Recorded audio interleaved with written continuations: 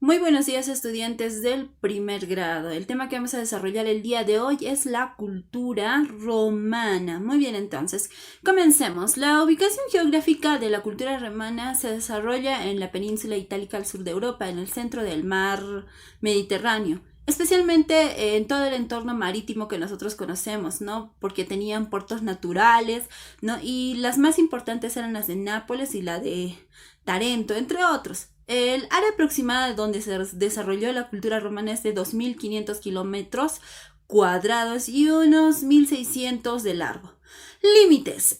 Sus límites por el norte está con los Alpes, que está en Suiza, ¿no? Está por el sur el mar Jónico, en el este el mar Adriático y por el oeste el mar Tirreno.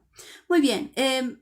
Roma se tuvo que dividir en varios tipos de regiones. Entre ellas está la Italia continental, está la Italia peninsular y la Italia insular, similar a la cultura griega. ¿Sí o no? A ver, la Italia continental estaba comprendido por los Alpes y los Apeninos, ¿no? Es regada por las aguas del río Po y se le conoce como la Galia Cisalpina. La Italia peninsular tiene la forma de una bota de montar, no comprende desde los Apeninos hasta Cilicia, y la Italia insular está conformada por las islas de Cilicia, está también al mismo tiempo Cerdeña y Córcega. Bueno, después de formarse estas tres regiones en netamente Italia, la cultura romana empieza a expandirse casi por todo lo que es Europa o lo que conocemos. ¿Desde dónde? A ver, se extienden hasta el mar de, bueno, hasta las Islas Británicas, está también el Mar Negro, se van hacia Asia o África, perdón, septentrional, también hasta el desierto de Sahara y ocupa también parte del litoral mediterráneo. Entonces, dentro de los periodos por el cual se desarrolla esta cultura romana, tiene tres, anoten bien esto. Está el primero, que es la monarquía, el segundo, que es la república, y el tercero, que es el imperio. En la etapa de la monarquía surge pues lo que nosotros conocemos como la leyenda de Rómulo y Remo, ¿no?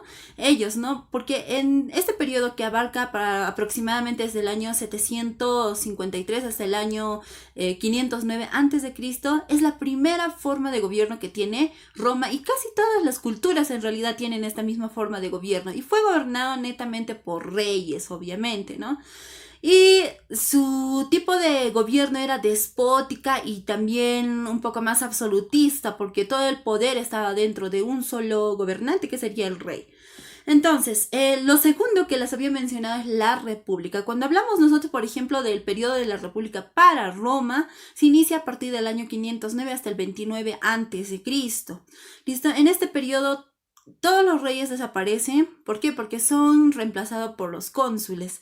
Y fue una etapa de luchas internas. Aquí no, la cultura romana no tiene un gran auge en cuanto a desarrollo. Ahora, el tercero sí es el más importante, que también nosotros los conocemos por varias situaciones incluso, ¿no? ¿Por qué? A ver, el imperio abarca desde el año 29 a.C. hasta el año 476 después de Cristo, o el año 476 sin ningún límite de tiempo. Ahora, ¿por qué? Porque hasta esa etapa es donde cae el imperio romano del Occidente. Entonces aquí es donde gobiernan los emperadores, ¿no? Roma alcanza el mayor esplendor después de esto, ¿no? Ya luego ya sufren las decadencias y todo esto. Entonces, durante el periodo del imperio se dividen en dos tipos de gobierno. El primero es el principado diarquía y el segundo, que es el imperio absoluto o dominato. En el primero, que es el principado o diarquía, se inicia cuando Octavio se convierte en Augusto, el emperador, ¿no? Y finaliza con la proclamación de Diocleciano como emperador. Aquí es donde se dan los fundamentos del derecho romano. Y el derecho romano es lo que más nosotros rescatamos dentro de la cultura romana hasta la actualidad. Y alcanza su mayor grado de evolución. A ver, el imperio absoluto del dominato abarca desde lo anterior que les dije, cuando Diocleciano entra como emperador y finaliza con la caída del imperio romano, ¿no? En el año 476 después de Cristo. Entonces aquí todos los poderes están con un solo gobernador. Ya no es un rey, tampoco es un cónsul, sino un emperador, ¿ok? Muy bien, entonces ahí es donde empieza a gobernar Constantino, que es uno de los más conocidos emperadores del Imperio Romano, quien traslada la capital del Imperio Romano hasta Constantinopla, ¿no? Y fue el primer emperador cristiano, converso. Y después de esto le sucede Teodosio I, ¿no? Quien divide el imperio entre sus dos hijos. Ahí nace pues el Imperio Romano del Oriente y el del Occidente, ¿listo? Honorio es el que estaba a cargo del Imperio Romano Occidental y Arcadio del Imperio Romano Oriental. El último emperador romano es Rómulo Augustulo, ¿no? Y es destronado por Odocrato. Muy bien, entonces esta es la historia neta de cómo se desarrolló lo que es la cultura romana. Fue la más poderosa. Ahí entran también esto de los turcos y los musulmanes y toda esa etapa que nosotros vamos a conocerlo mucho más cuando desarrollemos la Edad Media propiamente, ¿ok? Muy bien. En cuanto a la organización política, ¿no? O el periodo republicano, que nosotros lo vamos a denominar aquí, existían lo que se llamó las asambleas. ¿Ya? Dentro de las asambleas también eran llamados comicios. Estaba formado por ciudadanos que rechazaban o aprobaban las leyes y elegían a los magistrados. Por segundo están los magistrados. Dentro de los magistrados estaban los cónsules, el dictador, estaban los prétores, también los censores, estaban los ediles, los curules, los cuestores y el tribuno de la plebe. ¿Listo? Muy bien, entonces los cónsules eran dos y eran nombrados por un año. Tenían un gran poder político y podían proponer leyes. El dictador era un cargo excepcional, tenía poderes absolutos. Era nombrado por 6 meses, ¿no? Y en épocas de peligro. Los pretores se encargaban de administrar la justicia y su función duraba aproximadamente un año. Ahora, los censores dictaban o estaban dedicados a censar la población, pues censores, ¿no? Censaban la población. Los ediles o curules gobernaban las ciudades, ¿no? Y su gobierno era de un año de duración.